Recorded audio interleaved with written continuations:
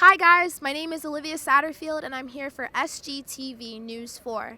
Following the deadly shooting of Keith Lamont Scott by police last Tuesday, the city of Charlotte has erupted in protests. As the protests continue, almost a week later, we're out here on Greene Street asking students how they feel about it. You're from Charlotte, so what do you know about the Charlotte protests?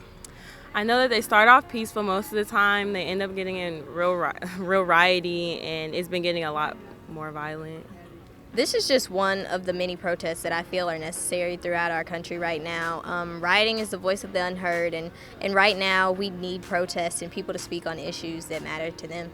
Well, I don't really know much about the protests right now. And I know many of the protests were actually non-violent and peaceful, but a couple of the protests got a little violent with the police.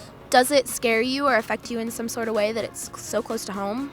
Yeah, definitely, and I think that it's really sad that it's gotten to this point, honestly, and I wish that there could be another way that people could talk about and feel that there could be another way. I'm from North Carolina. That's where my family lives. They live in Winston St, which is like an hour away from Charlotte. Okay. And so it's kind of, and I know some people who live in Charlotte and are going to school there, and so it's kind of scary, like knowing that this kind of that violence is breaking out there. But honestly, like it's for a good cause, and so whatever needs to happen should happen.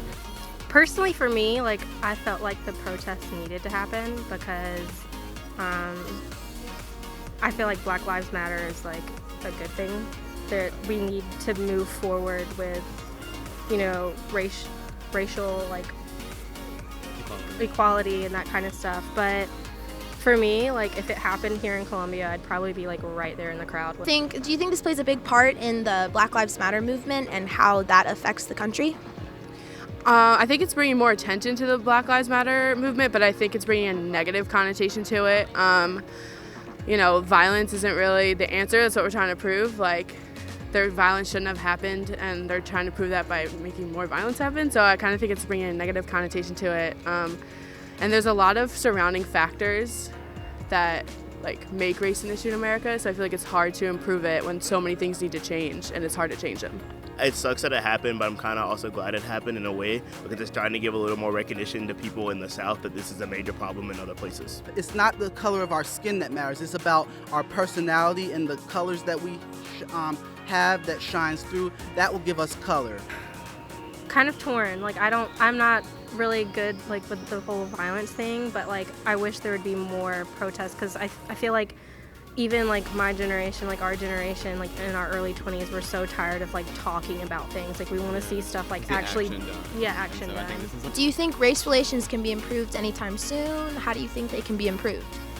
I think they can be improved, but it'll be a process, Nothing changes overnight. You have to work it out, we have to stop the riots and we have to stop the violence and the looting and just the terrorizing. It just has to stop, and then we have to learn to come together and sit down and try to figure this out. I hope so. I really do. I think it takes a lot of reform with police and retraining of them and the media.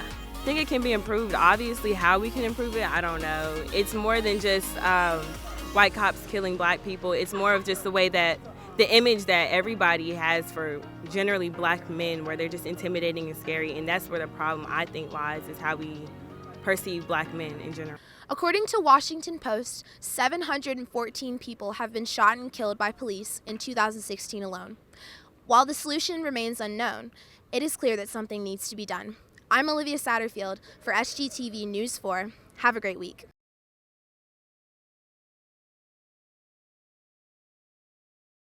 Forecast now, you can see that in the next couple of days, it's definitely popcorn or salty pops, and enjoy watching something truly